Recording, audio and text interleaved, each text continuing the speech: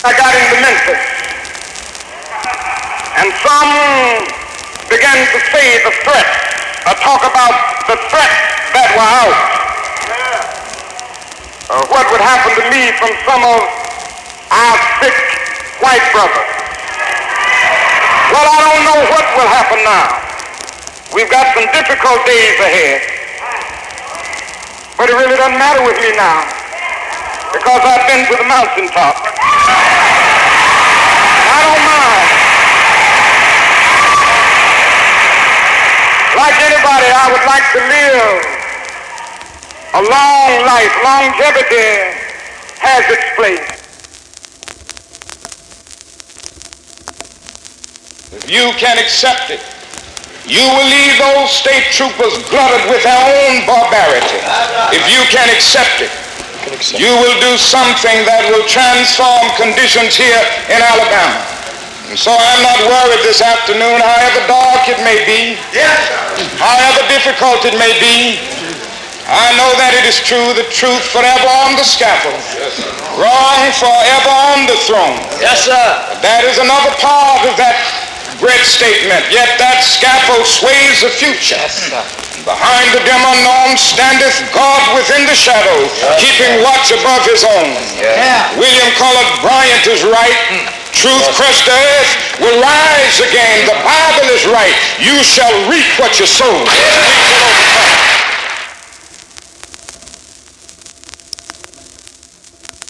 In the past several years, it has become clear that the technique of mass, nonviolent direct action has not only become the accepted method of the civil rights movement, but beyond that, the vast majority of all Americans now support and approve it.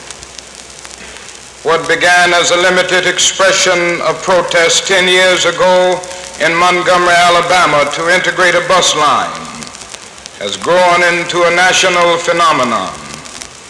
As history spiral over a decade, the movement returned to Montgomery and involved in direct action nuns and priests, rabbis, Protestant ministers, and laity of every race, social class, and age.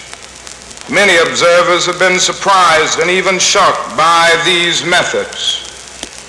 The enemies of the civil rights movement have been quick and vocal to denounce them as undemocratic pressure tactics and even un-American in philosophy.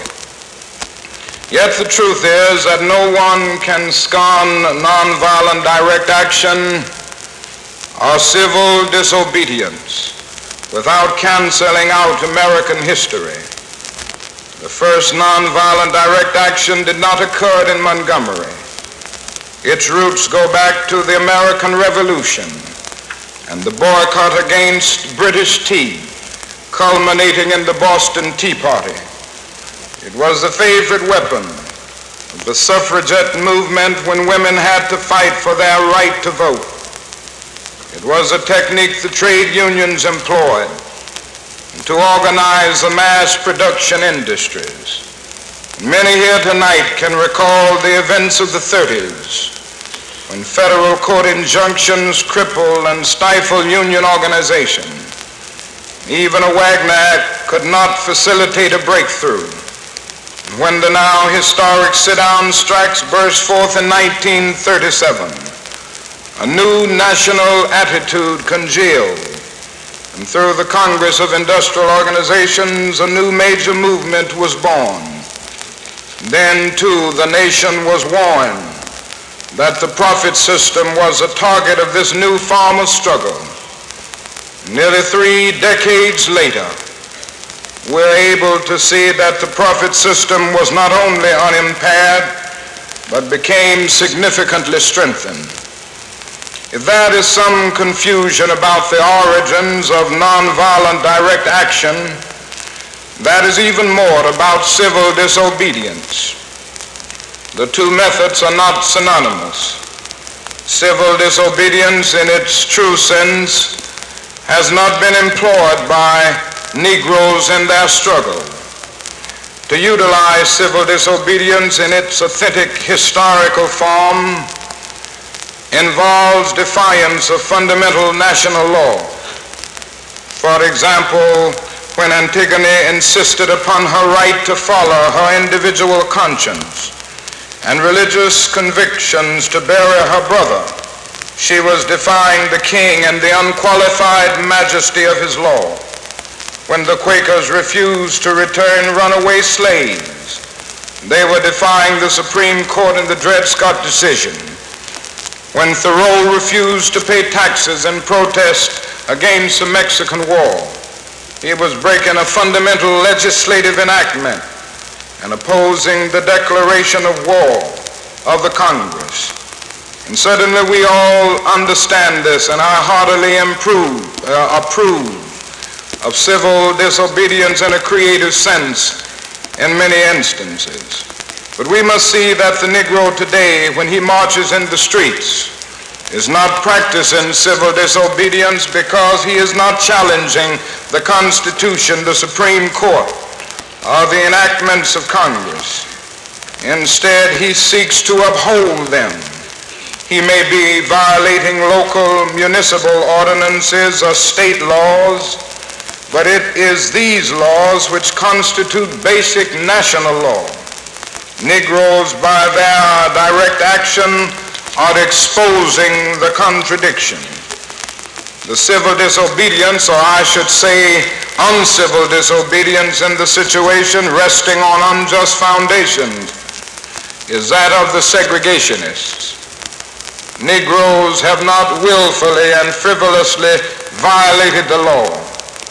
Many good-hearted people believe they do exactly that, and forgive them on grounds that they endured appalling grievances.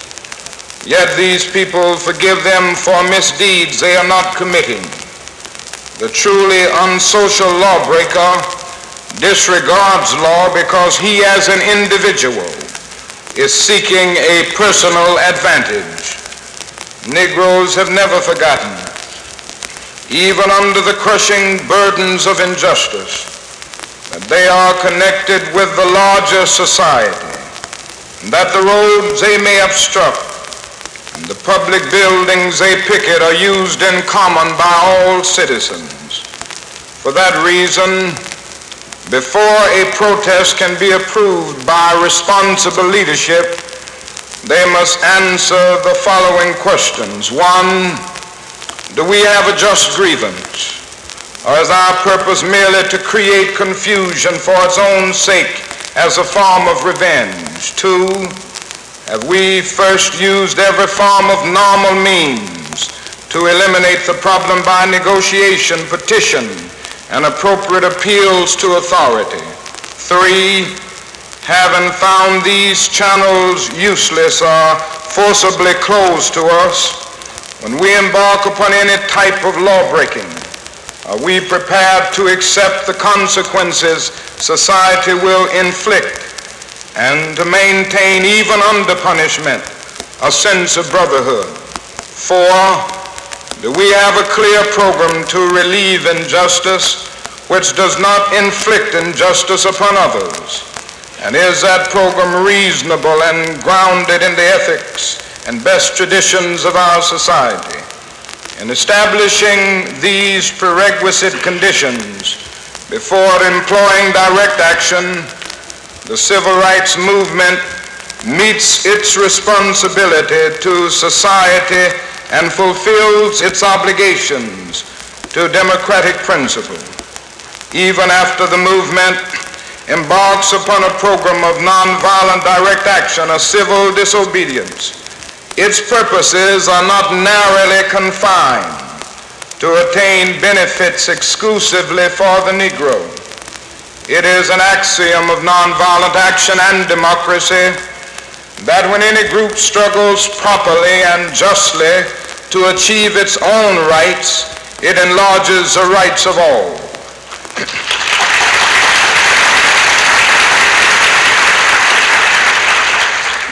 This element is what makes both democracy and nonviolent action self-renewing and creative. What advantages have all Americans derived from the growth of nonviolent direct action and civil rights? First, the struggle dissolves the deceptive facade and reveals basic evils and contradictions in the society. Tens of millions of Americans a decade ago were ignorant of the actual conditions of life of the Negro, both in the North and in the South. Until there was awareness, there could be no consensus to make corrections. The long list of federal legislative enactments and Supreme Court decisions illustrate how extensive were the wrongs that blighted our society. Second, programs for remedying evils are not confined in their effects to Negroes. When Negroes took to the streets to demand job opportunities for themselves, they helped to stimulate a broad war on poverty concept which ultimately will benefit more whites than Negroes. When Negroes, by direct action, seek to participate in the electoral process, they awaken the apathetic white who so took his rights for granted that he neglected to use them. When Negroes boycotted schools, they did more than reveal classroom discrimination. They brought to the fore such criticisms as those of Dr. Conant, who had long charged we were seeking to utilize 19th century educational methods in conditions of 20th century urbanization, pushing through the issue of desegregation. There emerged a new and startling question of paramount importance to the whole population. What is quality education and how is it attained for all under conditions of population growth, automation, and redistribution of population in sprawling cities? And sociologists will find much to ponder in the striking fact that after the futile efforts to achieve brotherhood and ecumenicity by discussion and conferences in the streets of Selma and Montgomery and at the Lincoln Memorial, there was the greatest and warmest expression of religious unity of Catholic, Protestant, and Jew in the nation's history.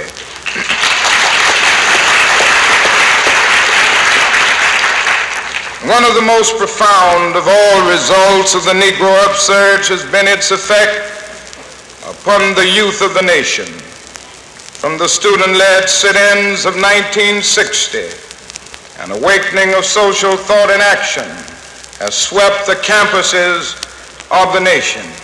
In addition to overcoming the stultifying effects of McCarthyism, the movement has, in a few years, changed the total description of American youth. From the silent generation, they have become the morally and socially concerned generation. From the single issue of civil rights, interest has broadened to questions of peace and poverty. From exclusively student involvement, the issues now have become the concern of faculty and scholars of every description. It is noteworthy that the vibrant movement to re-examine our foreign policy, which the government now respects and welcomes, borrowed its title Teach-ins from the civil rights movement. The student awakening and the student mass action rest upon no specific political tendency, but impresses the whole democratic political spectrum. I have discussed the social effects of nonviolent mass direct action at length because I believe it is too often limited in its application merely to the civil rights movement.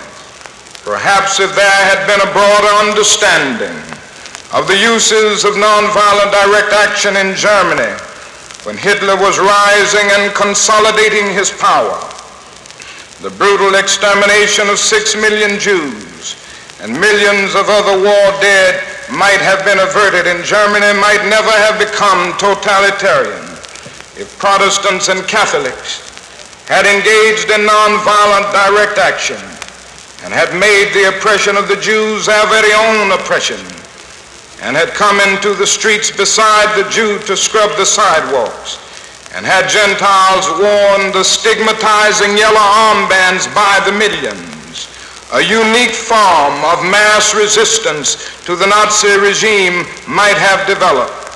I'm fully aware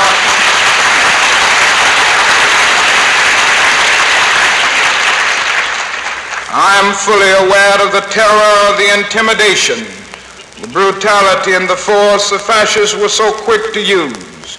But I'm also aware that in the South today, some races of the same mentality have been curbed in their resistance to nonviolent action when practiced on a mass scale. Today, people all over the world should be engaging in mass action to protest anti-Semitism in the Soviet Union.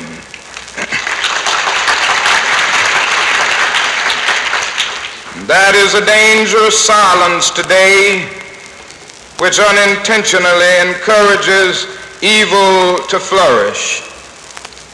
Was Albert Einstein right when he said, "The world is in greater peril from those who tolerate evil than from those who actively commit it"? Did not President Kennedy warn that those who do nothing are inviting shame as well as violence? Will the nation ever forget the searing impact of Rabbi Joachim Prince's admonition as he spoke at the March on Washington in 1963? When I was a rabbi of the Jewish community in Berlin under the Hitler regime, I learned many things. The most important thing that I learned in my life and under tragic circumstances is that bigotry and hatred are not the most urgent problems. The most urgent, the most disgraceful, the most shameful, and the most tragic problem is silence. A great people which had created a great civilization had become a nation of silent onlookers. They remain silent in the face of hate, in the face of brutality, and in the face of mass murder. America must not become a nation of onlookers. America must not remain silent. Not merely black America, but all of America. It must speak up and act from the president down to the humblest of us, and not for the sake of the Negro, but for the sake of the image, the idea, and the aspiration of America itself.